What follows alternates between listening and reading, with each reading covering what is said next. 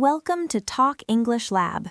Today, I keep thinking about the education system, not the perfect one from books, but the real one people live with every day. And I remember my school days, when learning felt exciting sometimes and heavy at other times. And I wonder if you felt the same, Tom. Yes, I felt that very strongly, especially in high school, because the system looked good on paper, but inside the classroom it felt different, like there was a lot of pressure and not much space to breathe or ask slow questions. That word pressure is very important. Pressure means feeling pushed to get marks, pushed to finish exams, pushed to compete. And I remember waking up early with a tight feeling in my chest before exams, even when I had studied. I had that too, that tight feeling. And sometimes I knew the answers, but my mind went blank because I was scared of failing, and failing felt like the end of everything at that time. Many students feel that way. They think one exam decides their whole future. And teachers often say, "This exam is very important. Your life depends on it." And those words stay in the head for years. Yes, and later in life, we understand that one exam is just one moment. But when you are a student, it feels huge, like a mountain in front of you, and you feel very small. I like that image, a mountain, because climbing a mountain needs time and rest, but the system often wants students to run up the mountain without stopping, without resting, without enjoying the view.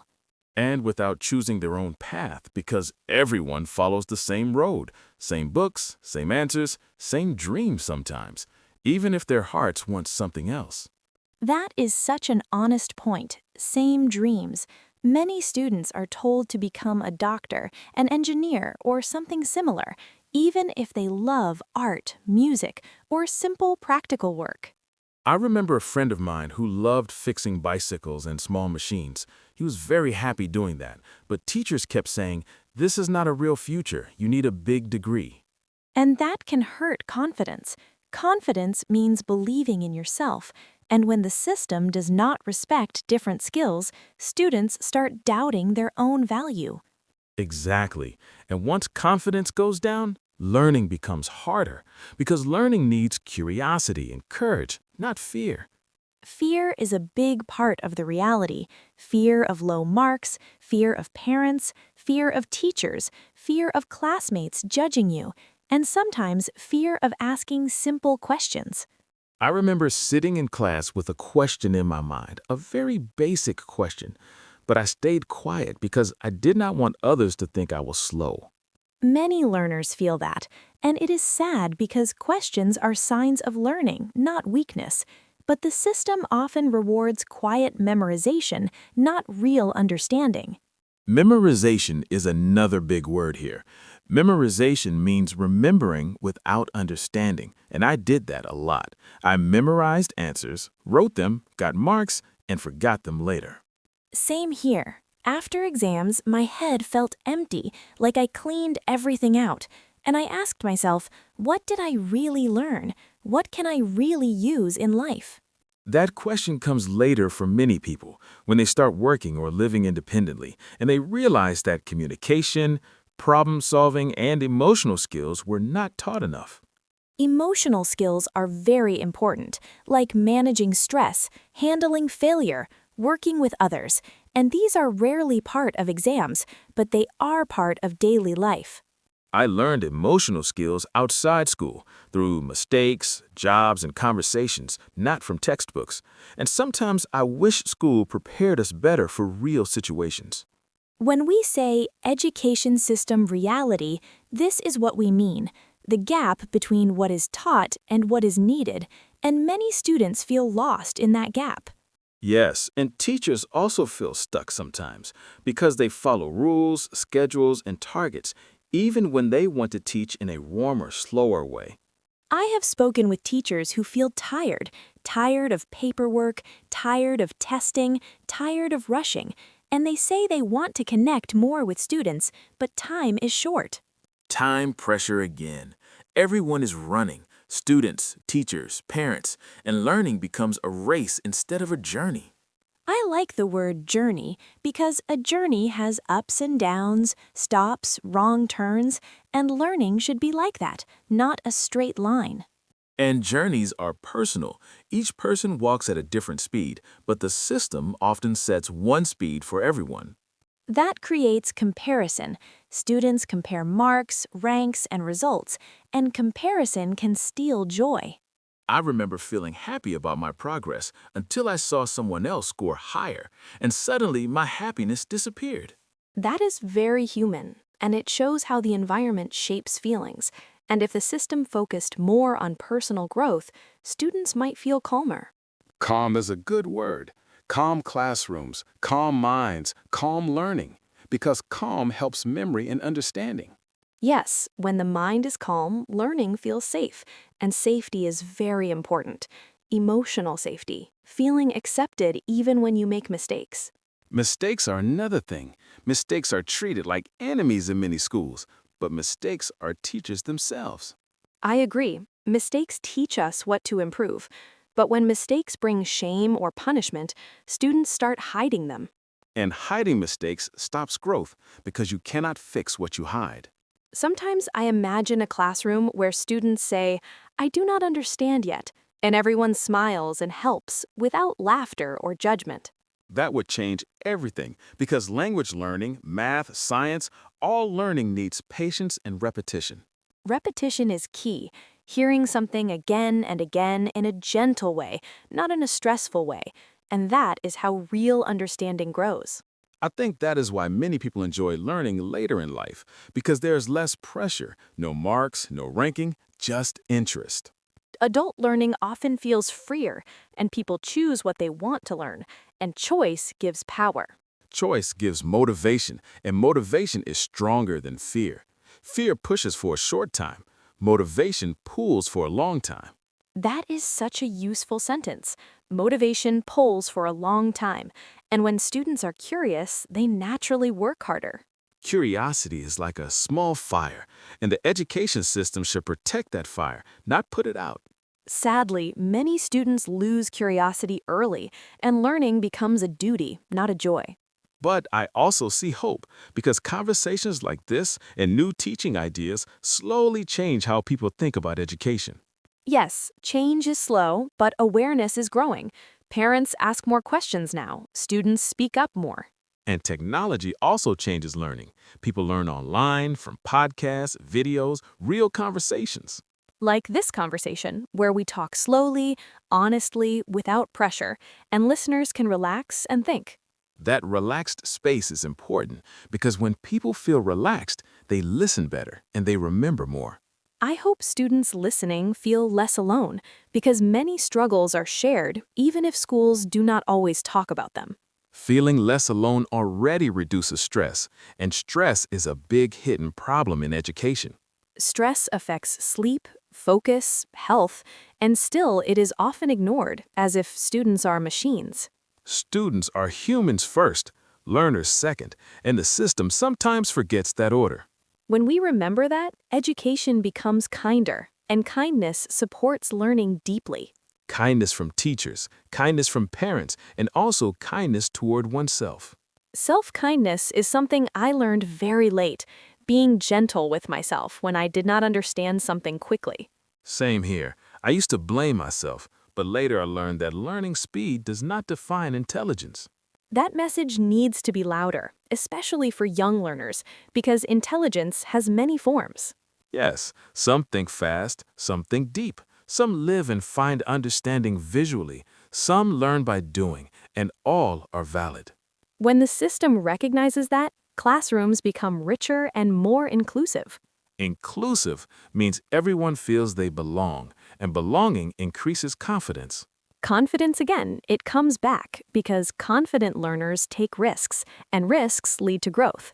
Growth is the real goal of education, not just certificates. Certificates are useful, but they are not the full story of a person.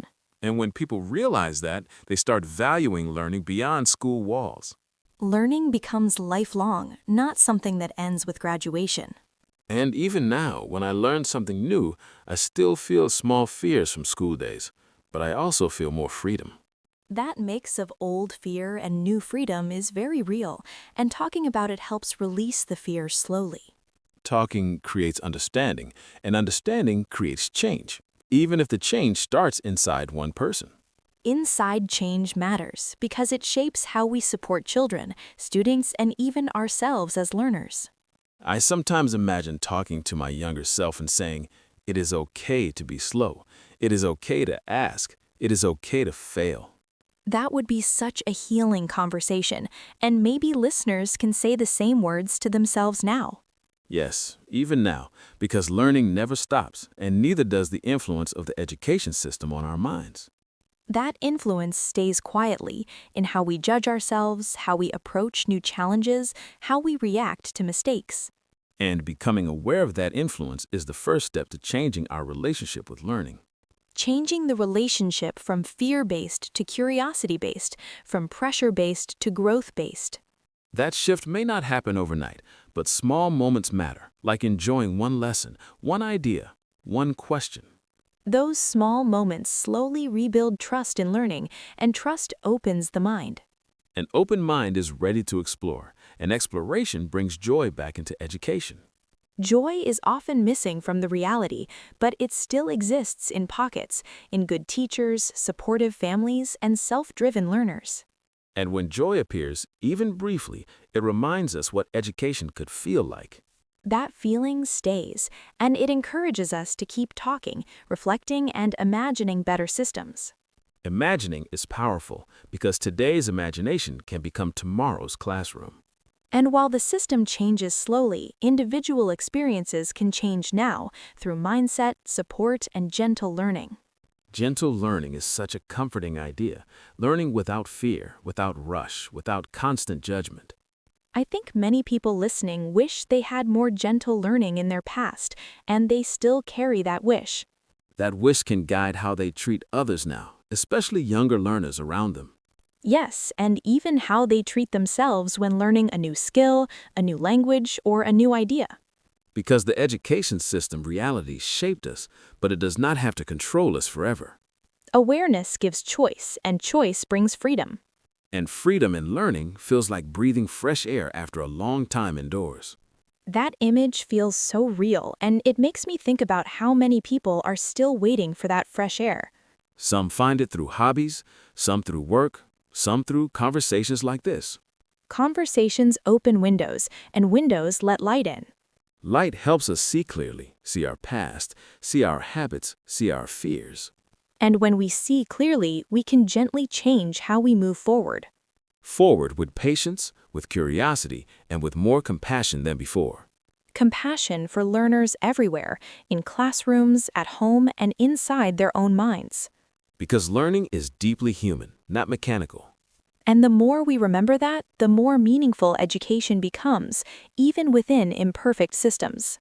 Imperfect systems with imperfect people, trying their best most of the time. That understanding softens anger and opens space for improvement. Improvement starts with listening, really listening to student voices.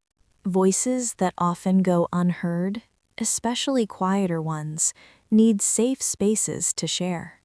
Safe spaces change everything because safety allows honesty.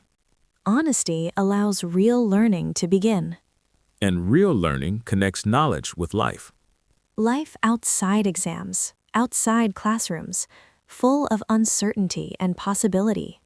Preparing for that life should be the heart of education. And when we talk about reality, we accept flaws without giving up hope. Hope is necessary because without hope, change feels impossible. With hope, even small steps feel meaningful. Small steps like listening to one student, changing one lesson, or questioning one harmful habit. Or even just being kinder to yourself when learning something new. That kindness creates a ripple effect.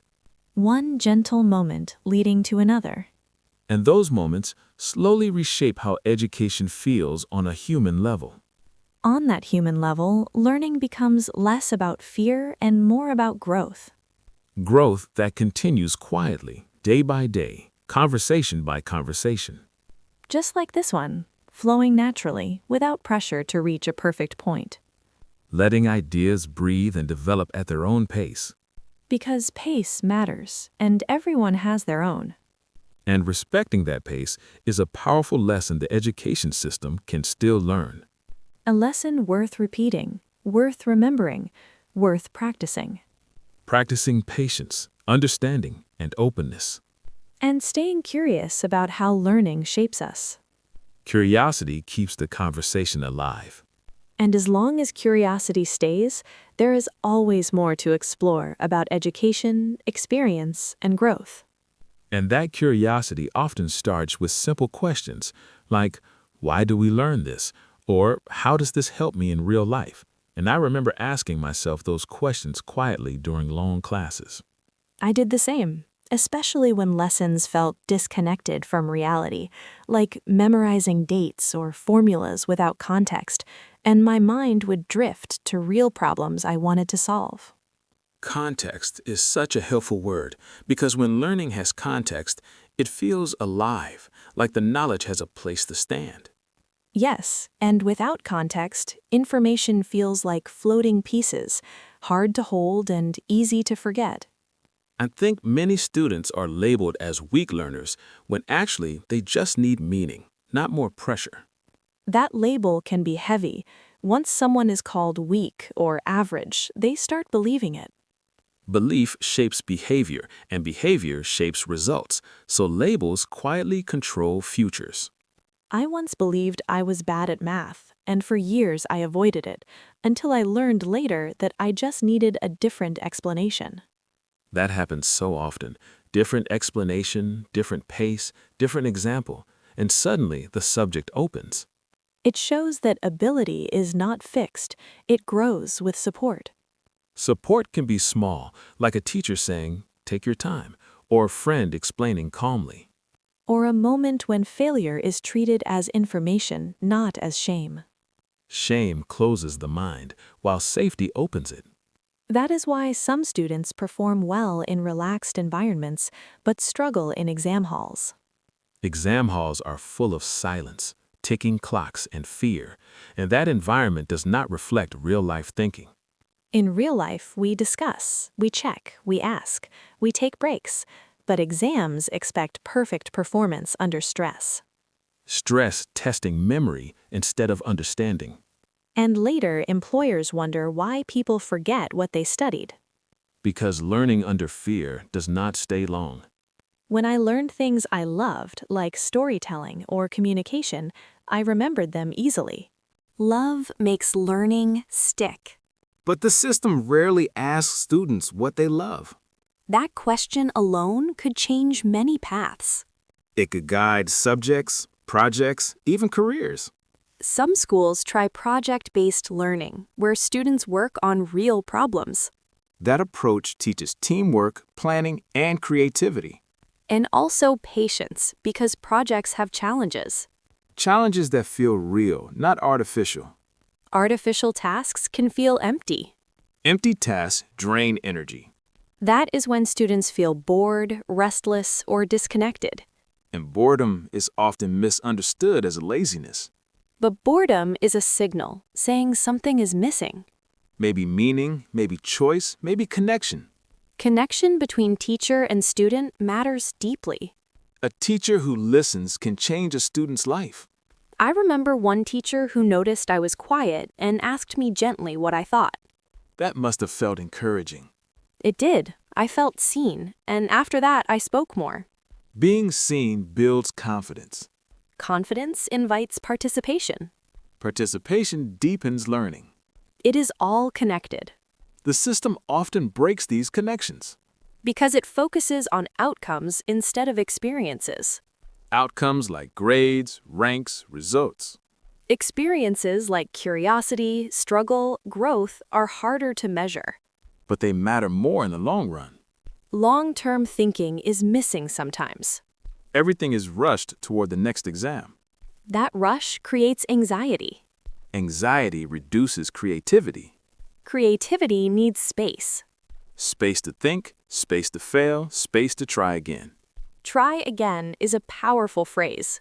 It suggests learning is a process. not a one-time judgment. Some systems allow retakes, revisions, reflections, That feels more humane. because humans improve over time. And learning mirrors life. Life rarely gives only one chance. Yet exams often do. That mismatch creates stress. Stress that students carry into adulthood. Even now, some adults fear tests, interviews, evaluations. Those fears have roots in early education. Healing them takes awareness. And new learning experiences. Experiences that are gentle and respectful. Like learning a language through conversation. Conversation allows mistakes naturally. And mistakes become normal. Normal mistakes reduce fear. Reduced fear increases participation. Participation builds fluency. Fluency builds confidence. Confidence encourages more learning. The cycle turns positive. That positive cycle is possible in education too. It requires a shift in mindset. From control to support. From speed to depth. From uniformity to diversity. Diversity of talents, interests, backgrounds. When diversity is valued, students feel accepted. Acceptance supports mental health. Mental health is a silent issue in schools. Often ignored until problems become serious. Early support could prevent many struggles. Teachers need support too. Yes, teacher burnout affects classrooms. Overworked teachers cannot always give emotional care. Systems need to care for teachers as humans. Healthy teachers create healthy learning spaces. It is all interconnected. The education system reality is complex. No simple solution. But small improvements matter. Listening, flexibility, kindness. And conversations like this. Conversations that keep going, exploring different angles. Because education touches everyone, students, parents, teachers, communities. And the future. The future depends on how we learn today. Learning how to think, not just what to remember. Thinking skills adapt to change. Change is constant. Jobs change. Technology changes. But curiosity stays useful. So does empathy. Empathy helps us work with others. Schools could teach empathy more intentionally, Through discussion, stories, reflection. not just competition. Competition can motivate some but harm others. Balance is needed. Balance between challenge and support. Between standards and flexibility. Between guidance and freedom. Finding that balance is difficult. But worth trying. Because the cost of ignoring it is high. Lost potential, lost confidence, and lost joy in learning. Joy that could last a lifetime. When learning feels safe, people keep learning. Even after school. Even after failure. Especially after failure. Because failure becomes feedback. Feedback guides improvement. Improvement builds resilience. Resilience helps face challenges. Challenges are part of life. Education should prepare us for that reality. Not protect us from struggle, but support us through it. Support changes everything. A supportive word at the right time. Or a patient explanation. Or permission to slow down. Slowing down allows reflection. Reflection deepens understanding. Understanding connects learning to values. Values guide choices. Choices shape lives. And it all starts in classrooms. Or even before that, at home in early conversations, where curiosity is encouraged and questions are welcomed. That welcoming attitude can follow learners everywhere, even into systems that are still imperfect. Individuals can create small, safe spaces inside big structures. Those spaces matter. They become memories. Memories that shape identity. Identity as a learner. Someone who can grow. Someone who can change. Or one mistake. That belief is freeing. Freedom invites exploration. Exploration keeps learning alive. And there is always more to explore about education, growth, and human potential. As we come toward a gentle pause in this conversation, I keep thinking about everyone listening right now, maybe remembering their own school days, their own classrooms, their own fears and hopes. And I want to say that your learning journey matters, no matter how it looked in the past.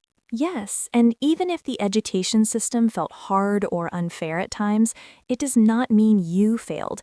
It means the system had limits, and you are still growing beyond them. Learning is not finished with school. It continues in daily life, in conversations, in mistakes, in small discoveries. Every time you try again, ask a question, or stay curious, you are already doing real education. Be gentle with yourself as a learner.